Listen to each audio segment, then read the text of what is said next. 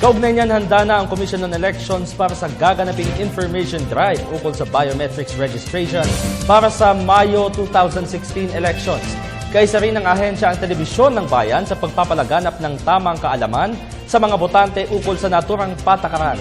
Para sa detalye, balita mo kami, Noel Perfecto. Tuloy na sa darating na Mayo 6 ang taong kasalukuyan ang pagpapatupad ng isang North to South information campaign higit sa pagpaparehistro sa darating na halalan pangpanguluhan sa 2016 sa pagkumpleto ng biometrics ng bawat botante, lumaman o baguhan upang makalahok sa electoral process.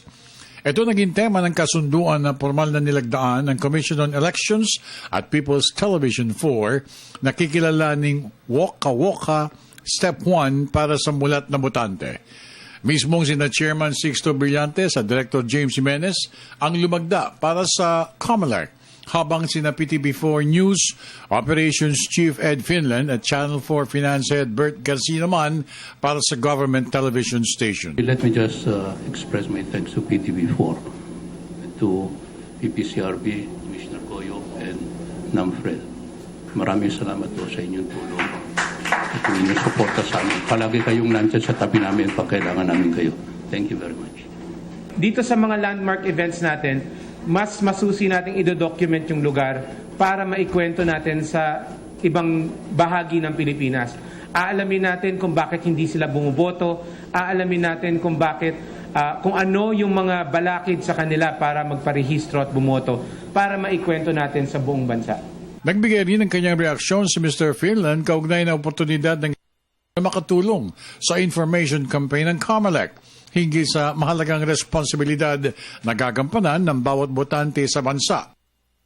We would like not only to show the fun, the stamina being showed by the walkers, but the purpose by which it is being done. The commitment to why it is being done. An informative electorate means a responsible vote. Kayo mga sa media, marami sa atin ang hindi nakakaboto dahil nagko-cover tayo ng botohan. But the problem is, one vote lost is one leader less. If you understand where I'm going. Our commitment to our votes that is sacred to us is a commitment to our country and to the kind of government that we will have. We share in the hope, in the trust, and in the belief that we all deserve a good government. Thank you. Good morning. Layunin na naturang kampanya ay para maisama sa bilang ang 8% ng mga botante na hindi nakaboto nitong nakaraang mga halalan.